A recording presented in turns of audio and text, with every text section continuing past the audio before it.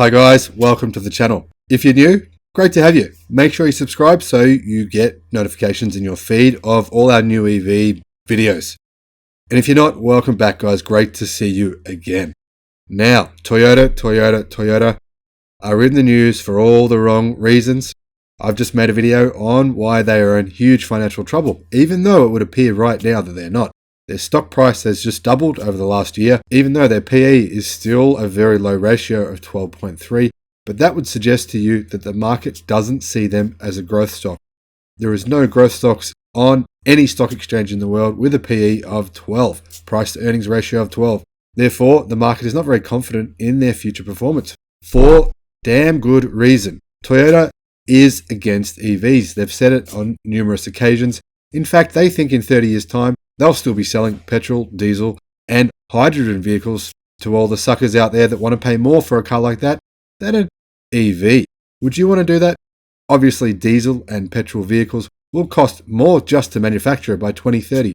Imagine how much more to manufacture they'll cost in 30 years' time.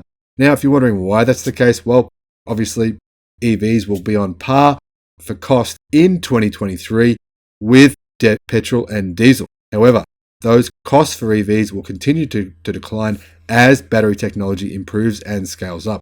Now, Toyota thinks that 85% of its new vehicles in the US in 2030 will have tailpipes. Yes, that's right. Toyota is saying 85% of their cars for sale in the United States will have tailpipe. So, Toyota plans on only selling 1 million EVs in 2030 of their fleet of 9 million cars. So less than 15% of all Toyota EVs globally will be non-battery powered vehicles or hybrids of some kind. Crazy, I know. However, let's stick to the point here. What Toyota is doing in the United States. Obviously, Toyota thinks very little of its buyers in the United States. They think they're going to dump all their crap on your United States buyers. Really, I think this is disgraceful.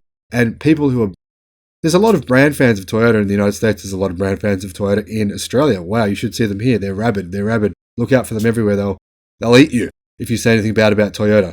Seriously, guys, seriously. You think Tesla fans are hardcore? You should see Toyota fans here in Australia. I don't know about the States, but wow, they're scary here.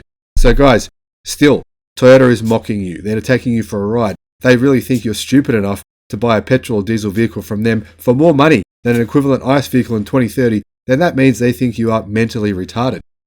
Now, this may come as no surprise to you, as Toyota said as recently as 2019 that there is no demand for EVs. No demand, even though the sales of EVs have doubled every year since 2010 all the way up until 2020.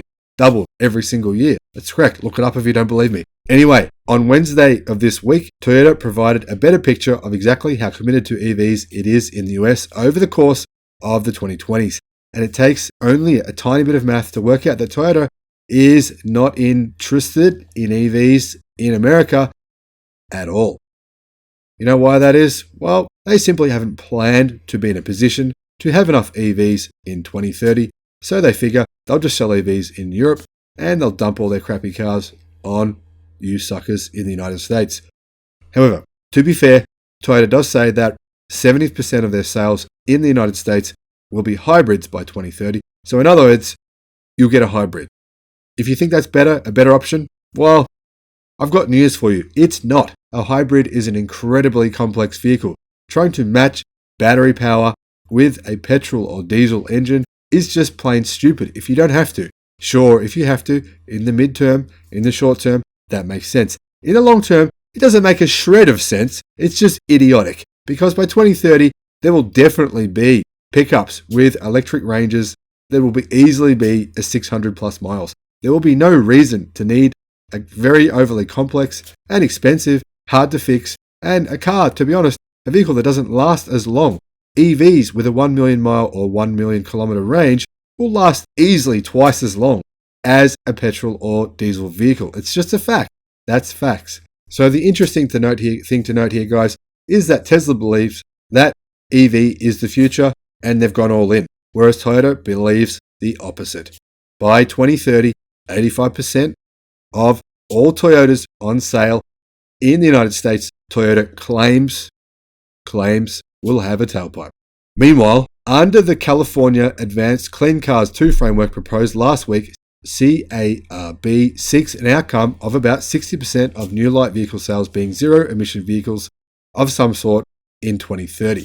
That includes an estimated 12% plug-in hybrids and figures out to about 50% of full battery electric models. Clearly, Toyota won't be doing very well in California, will they? Now, Toyota obviously still believes in fuel cells. Toyota still believes in fuel cells. Okay, hydrogen. Hydrogen is mental. Toyota is the only car company left in the world still pushing the hydrogen pipe dream. It's ridiculous. It doesn't make economic sense. It simply doesn't make any mathematical sense. You can't change the laws of physics. And Toyota still hasn't come to terms with this fact. Do you know what that's called? That's called sunk cost bias. Toyota is the definition of sunk cost bias. Maybe one day they'll change the definition of the word Toyota to mean one thing, sunk cost bias. Someone will say Toyota, and everyone will know they mean sunk cost bias. Anyway, moving on. This is what Toyota said. Although some people believe concentrating resources on one possible solution will achieve the goal more quickly, we believe investing in many different solutions will actually be a faster way to achieve carbon neutrality around the world. So having tailpipes on 85% of their cars will be a faster way to achieve carbon neutrality all around the world by 2030. Now that was the Toyota Motor North America Chief Administrative Officer, Chris Reynolds, who is obviously speaking from his backside, and surely he doesn't believe a word he's saying. So the bottom line, Toyota isn't planning to build many more EVs that it is absolutely required to for compliance. They are obviously completely disinterested in anything to do with the environment. I don't blame them for that, but I think the stupid part of this is they're also completely disinterested in economics and in selling their cars to people with a brain.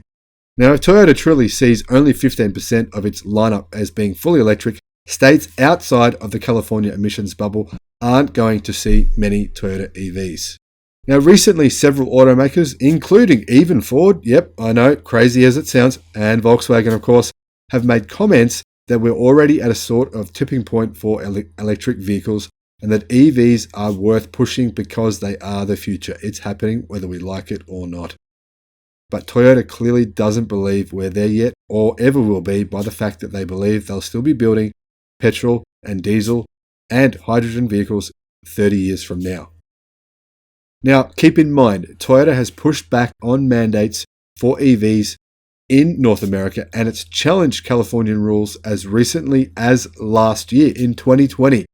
Now, the Biden administration is expected to lay out more particulars about a national program and more about a $174 billion in EV-related infrastructure spending next week. Clearly, Toyota has very little interest in taking part in that plan. Thank you for watching. See you on the next one. Bye-bye.